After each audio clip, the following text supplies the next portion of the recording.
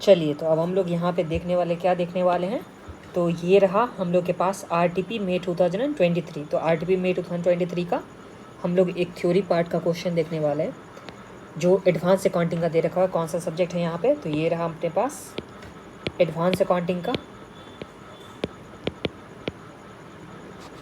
इसमें हम लोग देखने वाले क्वेश्चन नंबर 1 का बी। तो क्वेश्चन 1 के बी में हम लोग के पास क्या दे रखा हुआ है, under what circumstances an LLP can be winded up by the tribunal. तो यहाँ पे ट्रिब्यूनल के द्वारा किस किस सर्कमस्टेंस में LLP का क्या हो जाएगा, वाइंडिंग अप हो जाएगा, मतलब LLP बंद हो जाएगा। तो ये हम लोग देखने वाले हैं, तो ध्यान दीजिए। कभी कभी क्या होता है कि 15 मार्क्स का जो भी है पार्टनरशिप से क्वेश्चन आ जाता है, और उसके बाद जो 5 मार्क्स का है वो थ्योरी पार्ट का आ जाता है। तो अगर थ्योरी में अगर ये क्वेश्चन अगर आ जाता है एग्जाम में, तो आप लोग को किस तरह से लिखना है वो मैं आप लोग को यहाँ पे दिखाने वाला हूँ। तो चलिए इसके आंसर में देख लेते हैं कि ऐसे किस तरह से इसका आंसर दे रखा हुआ है। तो ये अपने पास आंसर वाला पार्ट आ गया कि कौन सा यहाँ पे सर्कमस्टेंस होता है, सिचुएशन होता है जहाँ पे LLP का वाइंडिंग अप हो जाता है ट्राइब्यूनल के द्वारा। तो देखिए सबसे पहला क्या हो गया यहाँ पे, सबसे पहले फर्स्ट नंबर पे अपने पास क्या दे रखा हुआ है, इफ़ LLP डिसाइड। यहाँ पे जब LLP क्या करेगा, डिसाइड करेगा, LLP क्या करेगा यहाँ पे डिसाइड करेगा that should be winded up by the tribunal. तो यहाँ पे जब LLP यहाँ पे डिसाइड कर रहा है कि वाइंडिंग अप होगा, LLP का क्या होगा यहाँ पे वाइंडिंग अप होगा जो ट्राइब्यूनल के द्वारा होगा। तो ये जब LLP के लिए डिसाइड करता है कौन, तो यहाँ पे ट्राइब्यूनल जब डिसाइड करता है कि LLP को वाइंडिंग अप करना है, तो उस केस में यहाँ पे वाइंडिंग अप हो जाएगा। फिर दूसरा केस क्या आता है कि जहाँ पे जो पार्टनर है, जो पार्टनर, देखिए पार्टनरशिप होने के लिए कितना पार्टनर चाहिए मिनिमम, तो 2 पार्टनर चाहिए। मिनिमम कितना पार्टनर चाहिए यहाँ पे, तो मिनिमम यहाँ पे 2 पार्टनर चाहिए होता है। बट ये 2 पार्टनर में से एक पार्टनर कोई अगर पार्टनरशिप छोड़ देता है, तो सिर्फ एक यहाँ पे पीपल, मतलब एक जो है पर्सन होने से तो ऐसा नहीं होगा ना कि ये पार्टनरशिप कहलाएगा। तो जब मतलब जब यहाँ पे 2 पर्सन से यहाँ पे कम हो जाएगा, जो पार्टनर नंबर ऑफ पार्टनर जो है, जो हम लोग के पास यहाँ पे नंबर ऑफ पार्टनर होगा, वो यहाँ पे क्या हो जाएगा, नंबर ऑफ पार्टनर जो है ये रिड्यूस हो जाएगा 2 से। और इसका जो टाइम पीरियड है वो 6 मंथ यहाँ पे लैप्स कर जाएगा। जो टाइम पीरियड है वो कितना मंथ लैप्स कर जाएगा, 6 मंथ। तो उस केस में यहाँ पे वाइंडिंग अप होगा। तो ये फर्स्ट और सेकंड पॉइंट तो आप लोग को समझ में आ गया। फर्स्ट पॉइंट में क्या था, if the LLP decide that it should be winded up by the tribunal. तो यहाँ पे जब LLP डिसाइड करता है कि वाइंडिंग अप होना है ट्राइब्यूनल के द्वारा, तो ये हम लोग के पास फर्स्ट पॉइंट हो गया।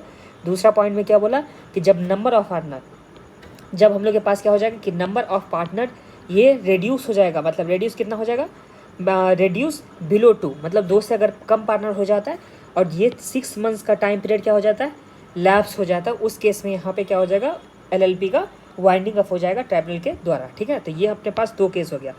अब तीसरे नंबर पे देखिए कि ये क्या हो गया कि LLP अनेबल टू पे इट्स डेप्ट। तो अगर कब यहाँ पे जो LLP है वो डेप्ट को पे करने में अगर सामर्थ्य नहीं है, अनेबल टू पे द डेप्ट, तो उस केस में अभी भी अपने पास यहाँ पे क्या हो जाएगा, तो यहाँ पे LLP को वाइंडिंग अप कर दिया जाएगा। तो ये तीसरा अपने पास केस आ गया। तो तीसरा केस भी हो गया। अब चौथा नंबर पे देख लीजिए। तो फोर्थ नंबर पे क्या दे रखा हुआ है कि ये जो LLP है वो acted against the interest of the integrity of and sovereignty of India. तो यहाँ पे अगर इंडिया के अगेंस्ट में, इंडिया के इंटीग्रिटी के अगेंस्ट में अगर ये काम जो LLP है अगर काम करते, तो उस केस में भी LLP को क्या कर दिया जाएगा, इसका वाइंडिंग अप कर दिया जाएगा। तो ये अपने पास हो गया। फिर जो नेक्स्ट अपने पास है क्या चीज़ कि अगर ये filing of the statement of account and solvency with registrar.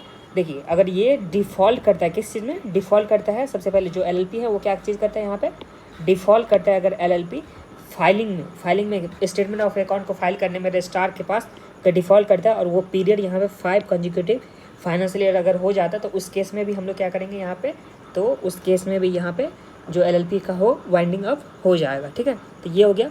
और नेक्स्ट वाला जो हम लोग के पास सबसे लास्ट वाला पॉइंट है, इसमें क्या बोला, if tribunal is of opinion that it is and equitable that the LLP would wind it up. तो मैं यहाँ पे कुछ अगर ट्राइब्यूनल के ओपिनियन में अगर कुछ आ जाता है यहाँ पे, if tribunal is on opinion, मतलब ट्राइब्यूनल का ओपिनियन में ऐसे आता है कि इसे बंद करना चाहिए LLP को, तो उस केस में भी बंद हो जाएगा, मतलब LLP को यहाँ पे वाइंडिंग अप कर दिया जाएगा। तो देखिए ये अपने पास कंडीशन हो गया। कितना कंडीशन हो गया, 6 कंडीशन। एक बार लास्ट में रिवीजन कर लेते हैं।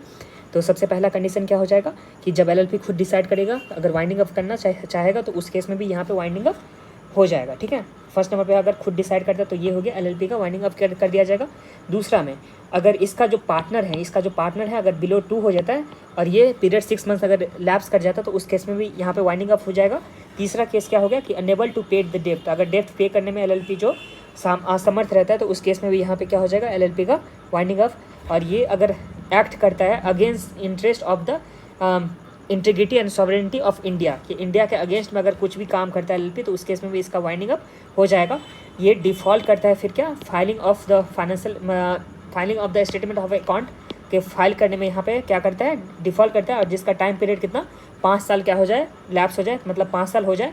मतलब देखिए सबसे जस्ट 5 ईयर पहले तक अगर ये डिफ़ॉल्ट करता है किस चीज़ में, filing of the statement of account, तो उस केस में भी इसका वाइंडिंग अप हो जाएगा। और लास्ट वाला पॉइंट है कि अगर यहाँ पे ट्राइब्यूनल खुद चाहेगा, अपने मर्जी से चाहेगा कि अगर हाँ इसे एलएलपी को बंद करना चाहिए तो उस केस में भी यहाँ पे एलएलपी का क्या हो जाएगा, वाइंडिंग अप हो जाएगा। तो इसी के साथ ये क्वेश्चन अपना कंप्लीट होता है।